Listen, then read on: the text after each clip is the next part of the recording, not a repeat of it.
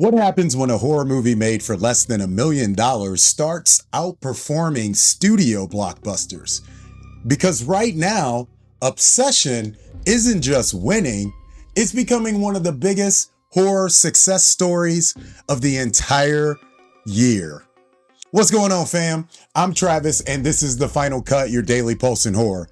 Today, we're talking the unbelievable box office run of Obsession, a disgusting new body horror creature feature called Burrow, and Dario Argento officially unveiling an entire new thriller at Cannes.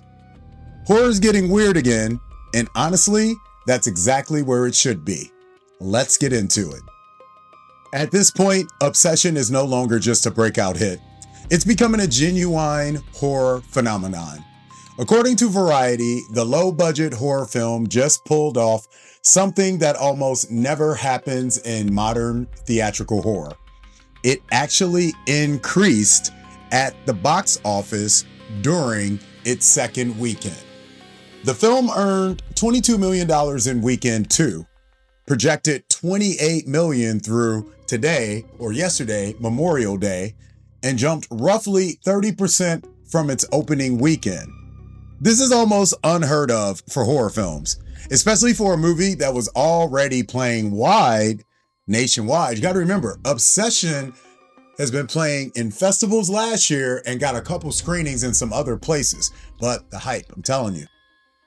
When you realize this thing was made for under $1 million, this is the type of success studios dream about or are terrified of. The film now sits around 58 million domestic, 74 million worldwide, and is quickly becoming one of the most profitable releases of 2026. What's even crazier is the audience response. The movie currently holds an A- cinema score and a 94% Rotten Tomatoes score.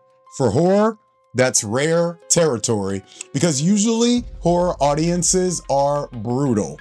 If a horror movie disappoints, people immediately tell everybody online not to waste their money. And there has been a couple people out there trying to write narratives about the film being bad, and I'm sorry, I don't see it. But Obsession seems to be benefiting from something studios can't manufacture: actual word of mouth.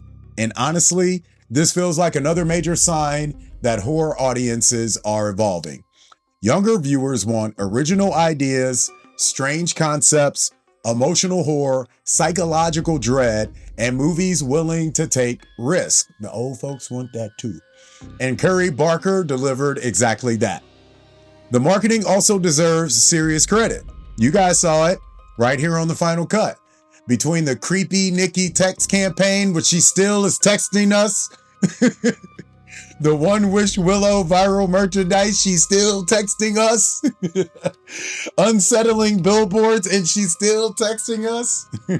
And the social media engagement. They built an experience around the movie instead of just advertising it. And now Hollywood is paying attention. So, horror fam, do you think Obsession becomes this generation's Barbarian? It's actually better. Or Talk to Me, better than that too, in regards to a modern day horror classic? Let me know your answers in the comments ahead. And let me know if you think Barbarian and Talk to Me are modern day horror classics. Finished my last horror game. Nothing left to play. Then I found Fanatical. Insane deals on games every day. Link in bio. If you hate bugs, today's next movie probably isn't for you. ITN Distribution just dropped the official trailer for Burrow, a new sci-fi body horror film involving an alien insect that transforms people into man-eating monsters. And honestly, this thing looks nasty. The setup follows a group of friends on a drug-fueled getaway 1 year after the death of one of their brothers. But things spiral into nightmare territory when the alien insect burrows into one of the group members and begins mutating him into something violent, hungry, and definitely no longer human.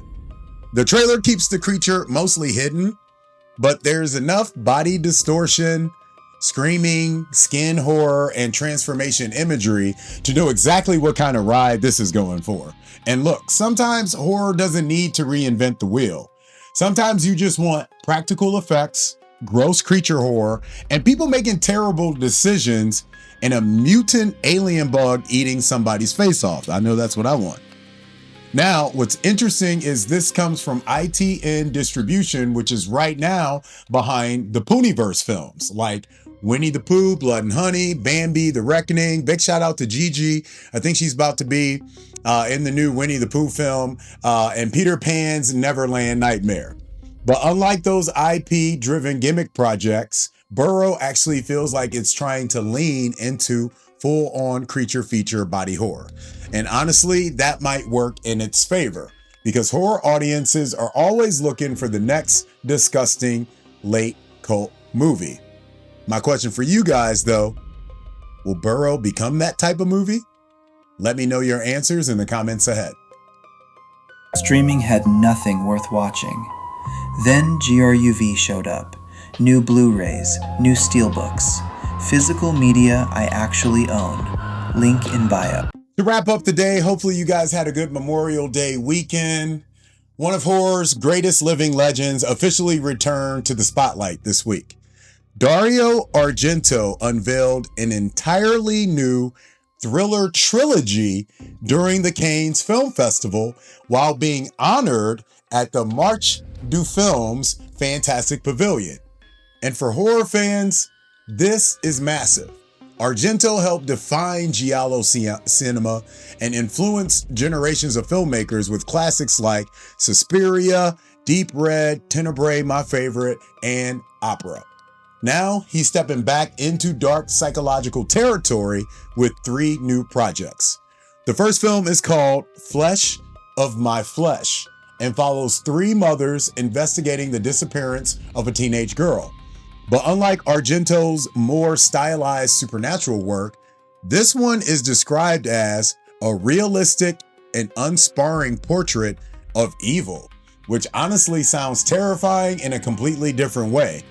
The second project, The Girl with Crystal Eyes, these are great titles for songs also, focuses on a businessman pulled into a spiral of tragic murders by a mysterious woman. And the third, The Black Velvet Mask, might have the creepiest setup of all.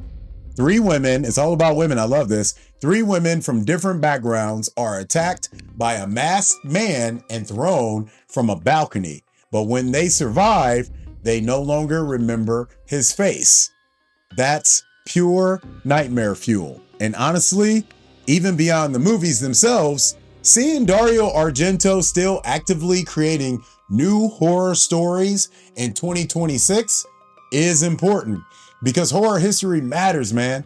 The genre evolves because filmmakers like Argento push visual storytelling, atmosphere, violence, and psychological terror into entirely new territory decades ago.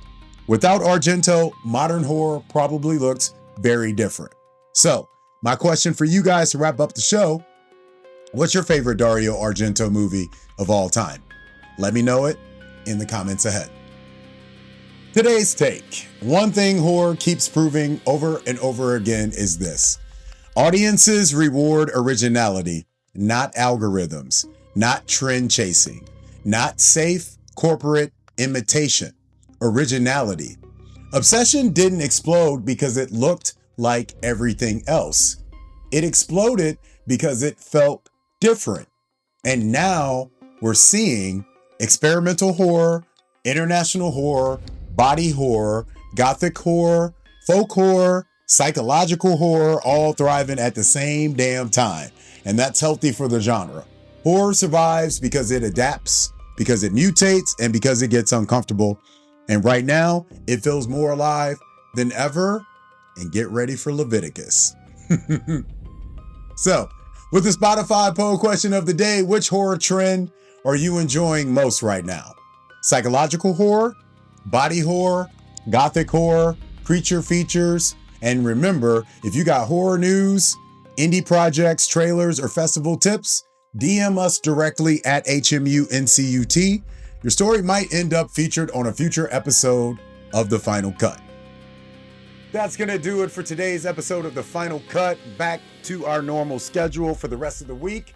Follow Horror Movies Uncut on all platforms at HMUNCUT. If you want to follow me personally, at Travis Nyquil with an extra L on the end. Support independent horror journalism however you can, because horror belongs to the fans who actually care about it, and the writers too. We'll be back tomorrow with more updates, more headlines, more things to talk about. But until then, as always, you know the drill. Keep the lights on. Want real horror coverage? Horror Movies Uncut.